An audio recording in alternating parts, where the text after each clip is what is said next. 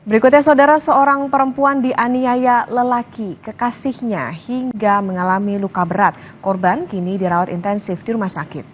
7 dan 8 pagi.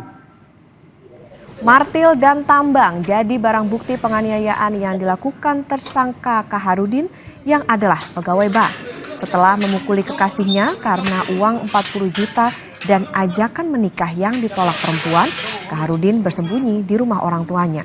Polisi menangkap pelaku sehari kemudian. Saat ini perempuan korban penganiayaan menjalani perawatan intensif di Rumah Sakit Umum Hajah Andi Depu Polewali Mandar.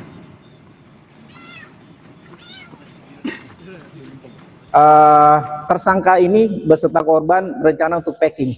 Nah, namun pada saat packing baju, pakaian dan lain-lain, ada sempat terjadi cekcok. Nah, dan keluarlah bahasa atau omongan dari tersangka ini, kalau tidak mau menikah, kembalikan uang saya sebesar 40 juta. Nah, mungkin ini kemudian yang menjadi pemicu, dan korban pun juga saat itu juga menjawab tidak memiliki uang sebanyak itu.